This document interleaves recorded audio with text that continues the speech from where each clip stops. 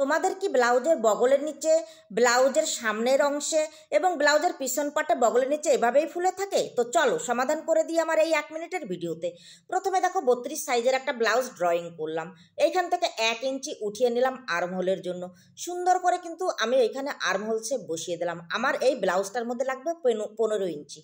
এবার এখান থেকে দেখো সুন্দর করে মেপে নিলাম 7.5 ইঞ্চি এলো, মানে 15 ইঞ্চি হয়ে গেল।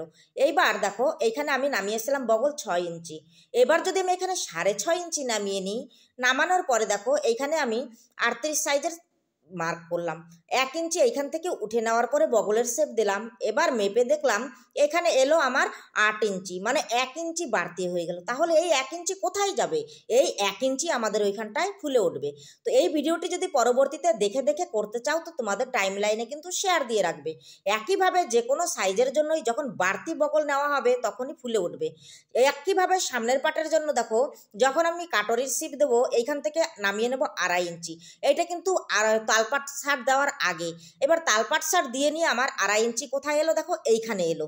এবার কাটরির শেপ বসিয়ে দিলাম। এবার দেখো আমার শেপ দেওয়ার পরে এসেছিল কত, এতটা। শেপ দেওয়ার আগে এসেছে কত, আমার এতটা। 1/2 ইঞ্চি কিন্তু এখানে বাড়তি। তাহলে এই বাড়তি অংশ কোথায় যাবে? বাড়তি অংশ ফুলে উঠবে। তো এই ধরনের ভিডিও পেতে পেজকে ফলো করবে। ভালো লাগলে একটা লাইক দেবে, মূল্যবান মতামত কমেন্টে জানাবে।